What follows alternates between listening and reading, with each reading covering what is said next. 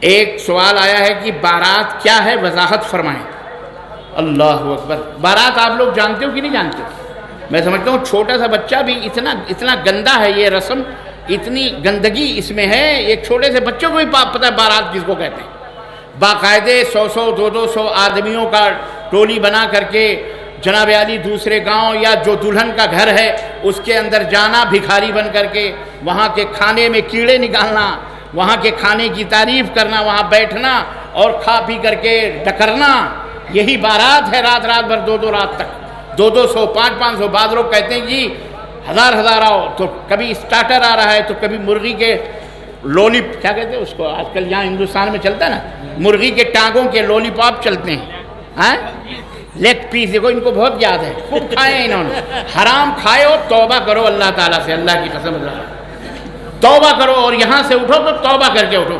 آئندہ کوئی بارات ورات میں نہ جانا، نہ بارات بلانا، کہنا نہیں، نہ بارات جائیں گے نہ بارات لانے دیں گے، تمہیں شادی کرنی ہے آؤ، بیٹھ کر کے گھر کے اندر نکاح، 2 4 10 آدمی آ گئے، نکاح مولانا صاحب کو بلایا، ان کو نکاح کروایا، اللہ خیر، ولیمہ کرو، جاؤ ولیمہ کرو، ذبح کرو 10 بکرے، 15 20 50 بکرے کھلاؤ پورے گاؤں کو۔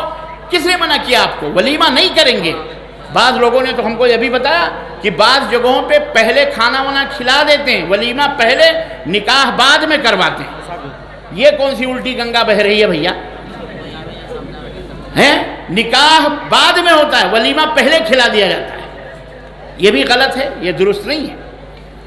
تو بارات لے جانا، بارات کا مطالبہ کرنا، ایسا نہیں کریں، یہ سب حرام ہے۔ یہ سب کیا ہے؟ وہ لوگ کرو کہ جو لوگ شادی شدہ نہیں ہیں، نہیں خیر چھوڑو ان کو بیچاروں کو، ان کے وہ اپنے بس میں نہیں رہتے نا، ان کا ابا ڈنڈا لے کے پیچھے پڑا رہتا ہے۔ آج کل بالکل صحیح بول رہا ہوں نہیں، واللہ بتا رہا ہوں، یہ ابا تمہیں اللہ ہدایت دے، ابا لوگوں اور اماں لوگوں تمہیں اللہ ہدایت عطا فرمائے، بیٹوں کو مت مجبور کرو، ان کی شادیاں سادگی کے ساتھ کرو۔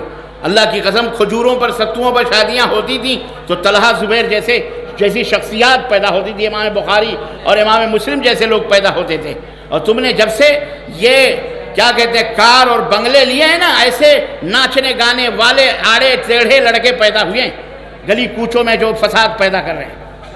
اس لیے اللہ سے توبہ کرو، اہل حدیثوں، اپنے سماج سے، اپنے معاشرے کو پاک کرو۔ میں علماء حضرات سے کہوں گا کہ اللہ کے لیے اگر کوئی شخص برات لاتا ہے تو کہہ دو ہم تمہارا نکاح نہیں پڑھائیں گے، بھلے 500 نہیں ملا، 1000 نہیں ملا، نو پرابلم، میں دے دوں گا، مجھے بتا دینا، لیکن ایسے لوگوں کا نکاح نہیں پڑھانا۔ اور بالخصوص ہندوستان کے بہت سارے تو ایسے علاقے کہ ہم نے سنے وہاں تو ڈی جے اوجے بھی لے کے جاتے ہیں۔ راجستھان کے اندر ابھی میں 2 4 دن پہلے وہاں پہ تھا، بتاتے ہیں یہاں تو باقاعدے اہل حدیث بھی ڈی جے گاجے باجے لگا کے بارات لے کے جاتے ہیں۔ یہ کیوں ہوا؟ یہ آپ لوگ کہاں چلے گئے؟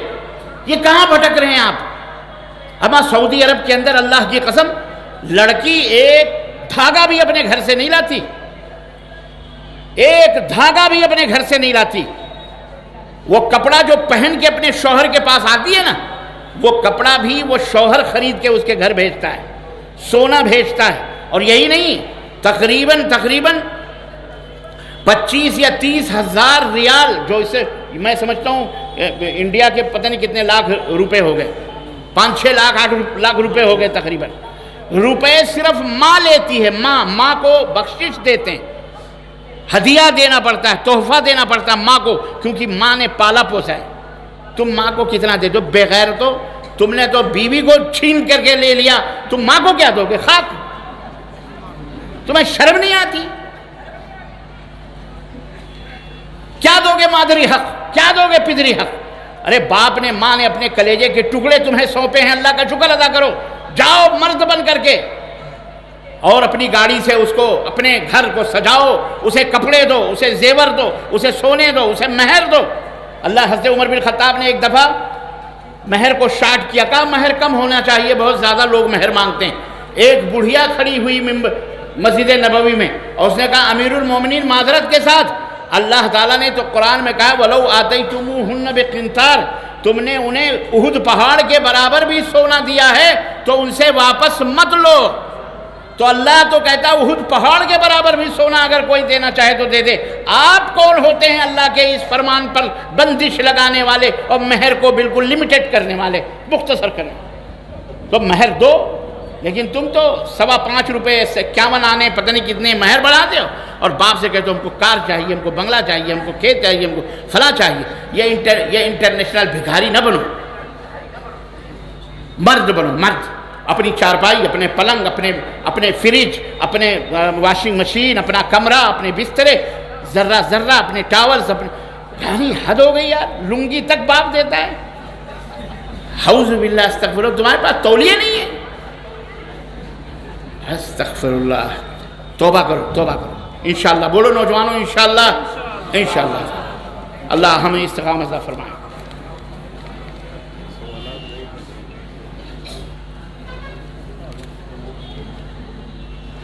ایک سوال یہ ہے کہ ایک مکمل زندہ بچہ پیدا ہوا اور 3 دن میں فوت کر گیا, تو اس کا عقیقہ کیا جائے گا یا نہیں؟ عقیقہ کے لیے 7 دن بچے کا زندہ رہنا شرط ہے. قرآن و حدیث کی روشنی میں رہنمائی. 7 دن زندہ رہنا شرط ہے یہ تو مجھے نہیں معلوم ہے, قرآن میں نہ حدیث میں, مجھے نہیں پتہ. لیکن اتنا مجھے ضرور پتہ ہے کہ بچہ زندہ پیدا ہوا ہے, چیخ نکلی ہے, بعد میں مر گیا وہ, تو اس کا عقیقہ کرنا چاہیے. اس کا عقیقہ بولو کرنا چاہیے. یہ کس نے قرآن و حدیث کی روشنی میں شرط ہے کہ 7 دن بچہ زندہ, ایسا کچھ بھی میرے علم میں نہیں ہے, باقی اہل علم موجود ہے. جی یہ کیا ہے؟ جلسہ میں فوٹو ویڈیو. ہاں, جلسے میں فوٹو ویڈیو کیا ہے یہ؟ راجنیتک ہستیوں کو آمنترن کرنا, منگانا, دینی. سمجھ گیا میں, یعنی یہ ویڈیو کھینچنا کیسا ہے؟ دیکھو, جائز کام کے لیے یہ جائز ہے, حرام کام کے لیے یہ حرام ہے, باختم. بات سمجھ میں آئی کہ نہیں آئی؟ جائز کام کے لیے. اب یہ پورے نوجوان ماشاءاللہ, اللہ رسول, یہ بھی شیطان کا شوشہ ہے یہ. ہاں, شادی کی فوٹو بنواؤ, بیڈ روم تک دلہن کی کیمرے میں آنکھ ڈال کر کے لے جاؤ اندر, نقاب اور گھونگھٹ اٹھانے تک کی سینریاں ویڈیو میں قید کراؤ. اس کا سوال کبھی نہیں کرے گا. مولوی نہیں آنا چاہیے, مولوی نہیں آنا چاہیے. مولوی سے سب سے بڑی دشمنی, مولوی سے, ہاں مولوی سے سب سے بڑی دشمنی. اللہ ہدایت عطا فرمائے. جائز کام, فارمولہ یاد رکھیں, جائز کام کے لیے جائز ہے. آپ حج کرنے جا رہے ہیں, فوٹو کھنچائیے, پاسپورٹ بنوائیے, فارم بھریے, جائز ہے, ٹھیک ہے, کیونکہ آپ جائز کام کرنے کے لیے جا رہے ہیں. لیکن غلط کام کے لیے آپ ویڈیو بنائیں, بدکاری کے لیے, برائی کے لیے, یہ تمام سب چیزیں حرام ہیں. فوٹو کھینچنا کھنچوانا حرام ہے. فوٹو کھینچنا کھنچوانا کیا ہے؟ حلال نہیں ہے, یہ حرام ہے. لیکن حلال کام کے لیے حلال ہے, حرام کام کے لیے ضرورت کے لیے حلال. ٹھیک ہے, یہ دینی ضروریات ہیں.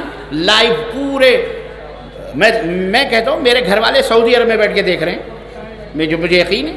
کوئی حیدرآباد میں میرے گھر والے دیکھ رہے ہیں, کوئی بنگلور میں میرے گھر والے دیکھ رہے ہیں کہ بچے, اللہ کا فضل ہے. میں یہاں سے جاتا ہوں تو کہتے ہیں بابا آپ نے یہ کہا, آپ نے وہ کہا, تقریریں سناتے ہیں. تو الحمدللہ, تو جائز ہے کہ نہیں جائز؟ پوری دنیا دیکھ رہی ہے الحمدللہ. لیکن اسی پہ طوائف ناچے گائے, کسی ہیرو ہیروئنوں کو ڈینس کرواؤ اور یہ کیمرے شیمرے لا کے لگاؤ, یہی حرام ہے. یہ حرام کام ہے, اس لیے وہ کیا حرام.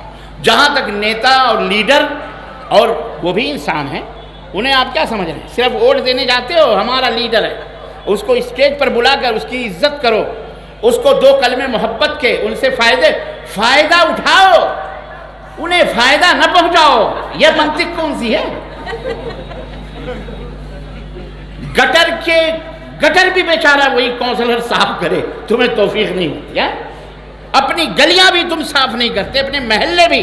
ارے کونسلر کی ایسی کی تیسی, کونسلر ایسا, ایم ایل اے, اب کی آنے دو, اب کی ہم اس کو ووٹ نہیں دیں گے. ہمارے یہاں نالیاں نہیں صاف ہو رہی ہیں. اب اللہ کے بندو, اپنے اپنے گھروں کے سامنے کی نالیاں خود صاف کر لیا کرو. الطہور و شطر الایمان, پاک صاف رہنا یہ آدھا ایمان ہے. اپنے شہر کو پاک صاف بناؤ، خود بناؤ. لیکن تمہیں کہاں توفیق ہوگی؟ تم تو صرف گھر کی گندگی روڈ پہ لا کے پھینکو، اس کے دروازے پہ پھینکو، اپنے بعض عورتیں ٹکا کے پڑوسی کے دروازے پہ پھینکتی ہیں. اللہ کی قسم بتا رہا. بنگلور میں کہنا کوئی بات اچھا ہے، کہہ دینا چاہیے.